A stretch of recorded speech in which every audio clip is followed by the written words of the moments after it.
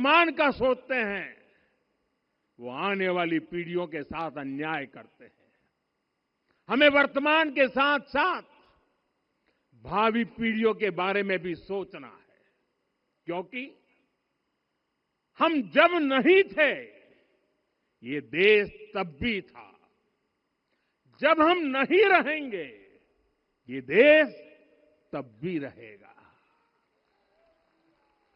हम एक जीवंत समाज है, हमें दूरदृष्टि के साथ ही काम करना होगा।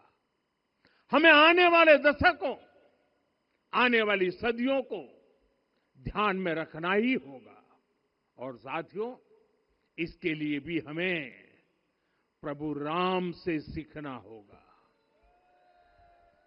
हमें उनके व्यक्तित्व को समझना होगा, हमें उनके व्यवहार को आत्मसात करना होगा। हमें याद रखना होगा, राम यानी आदर्श, राम यानी मर्यादा, राम यानी जीवन का सर्वोच्च चरित्र, राम यानी सत्य और पराक्रम का संगम। दिव्य गुणे शक्र समो रामः सत्य पराक्रमः। राम यानी धर्म पथ पर चलने वाला व्यक्तित्व। रामः सत्पुरुषो लोके सत्यः सत्यपरायणः। राम यानी जनता के सुख को सर्वोपरि रखना, प्रजा सुखत्वे चंद्रस्य। राम यानी धर्म और क्षमा का दरिया। वसुधाया क्षमा गुणे है। राम यानी ज्ञान और विवेक की पराकाष्ठा। बुद्धया बृहस्पते तुल्य। राम यानी कोमलता में दृढ़ता। मृदु पूर्वज भाषते। राम यानी कृतज्ञता का सर्वोच्च उदाहरण। कदाचन नोपकारेण कृति नैकेन तुष्यति।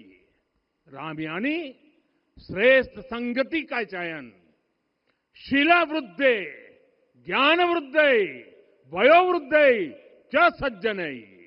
राम यानी विनम्रता में महाबल। वीर्यवान च वीर्येण महता स्वेन विस्मितः। राम यानी सत्य का अडिग संकल्प। न च अनुत्र कथो विद्वान। राम यानी जागरूक, अनुशासित और निष्कपट मन। निस्तिंद्र अपम्रत च स्वदोष परदोषवित।